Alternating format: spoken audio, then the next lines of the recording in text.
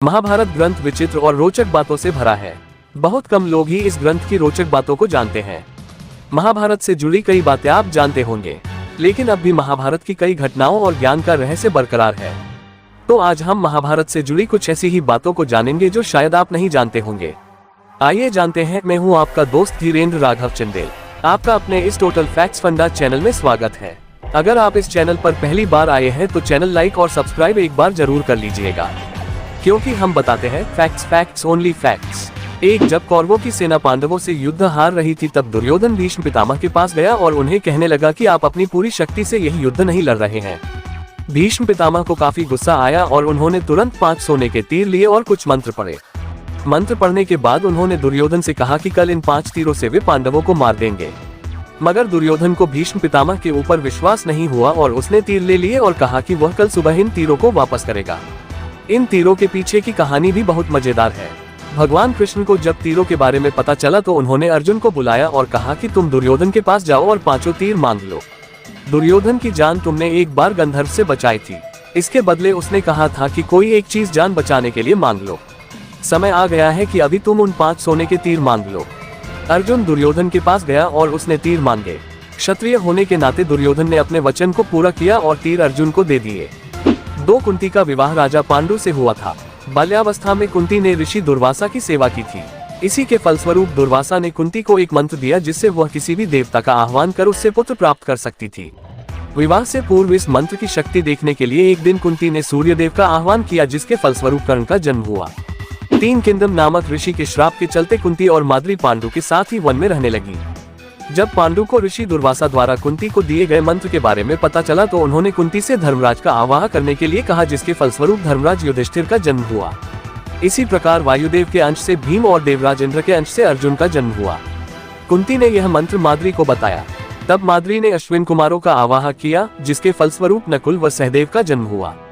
4 इसी तरह धृतराष्ट्र की पत्नी गांधारी को महर्षि वेदव्यास ने 100 पुत्रों की माता होने का वरदान दिया था। समय आने पर गांधारी को गर्भ ठहरा, लेकिन वह 2 वर्ष तक पेट में रुका रहा। घबराकर गांधारी ने गर्भ गिरा दिया। उसके पेट से लोहे के गोले के समान एक मांसपिंड निकला। तब महर्षि वेदव्यास वहां पहुंचे और उन्होंने कहा कि तुम 100 कुंड बनवाकर उन्हें घी से भर दो और उनकी रक्षा के लिए प्रबंध करो। इसके बाद महर्षि वेदव्यास ने गांधारी को उस मांसपिंड पर ठंडा जल छिड़कने के लिए कहा। जल छिड़कते ही उस मांसपिंड के 101 टुकड़े हो गए। 5 गांधारी ने उन सभी मांसपिंडों को घी से भरे कुंडों में रख दिया। 2 वर्ष बाद समय आने पर उन कुंडों से पहले दुर्योधन का जन्म हुआ और उसके बाद अन्य गांधारी पुत्रों का।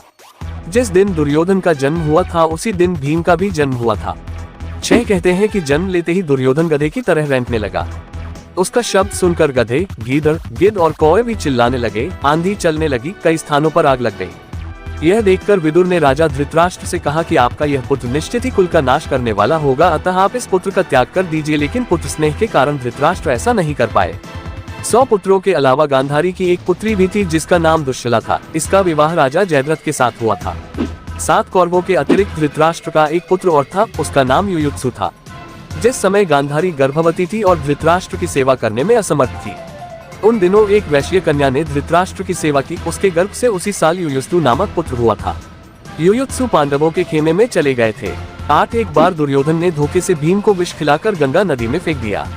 बेहोशी की अवस्था में भीम बहते हुए नागलोक पहुंच गए। वहां विषैले नागू ने भीम को खूब डंसा, जिससे भीम के शरीर का जहर कम हो गया और वे होश में आ गए और नागू को पटक पटक कर मारने लगे। यह सुनकर नागराज वासुकी स्वयं भीम के पास आए। उनके साथी आर्यक नाग ने भीमसेन को पहचान लिया। आर्यक नाग भीमसेन के नाना का नाना था। आर्यक नाग ने प्रसन्न होकर भीम को हजारों हाथियों का बल प्रदान करने वाले कुंडों का रस पिलाया, जिससे भीमसेन और भी शक्तिशाली हो गए। 9 द्रोणाचार्य अपने पुत्र अश्वत्थामा को अधिक प्रेम करते थे।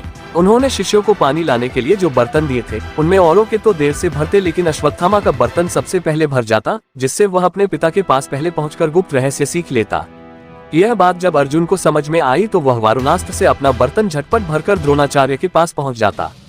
यही कारण था कि अर्जुन और अश्वत्थामा की शिक्षा एक समान हुई। 10 जब पांडव वारणावत जाने लगे तो विदुर जी ने युधिष्ठिर को सांकेतिक भाषा में उस महल का रहस्य युधिष्ठिर को बता दिया और उससे बचने के उपाय भी दिए।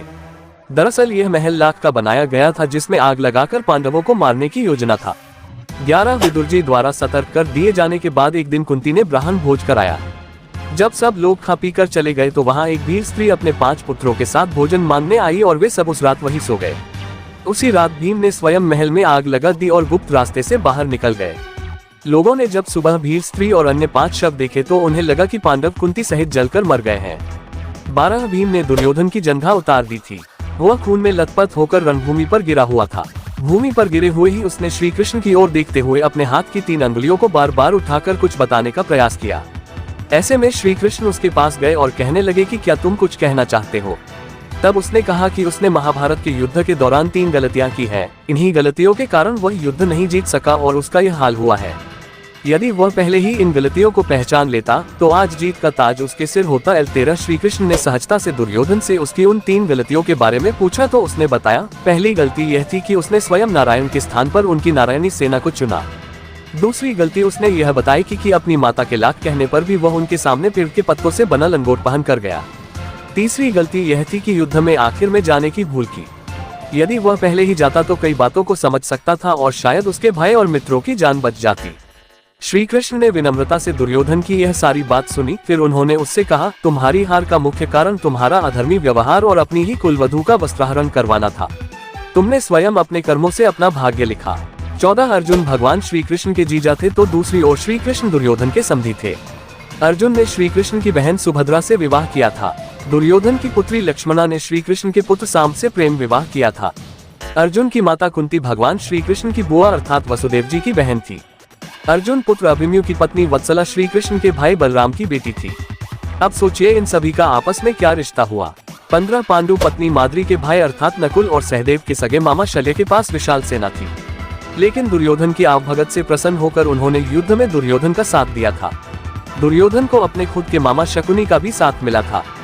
दोस्तों, इसी तरह की और भी बहुत सी बातें कौरव और पांडवों के संबंध में है जो शायद बहुत से लोगों को नहीं पता होगा। अगर आपको भी कोई इनके संबंध जानकारी ज्ञात हो तो हमें कमेंट बॉक्स में जरूर बताएं। धन्यवाद।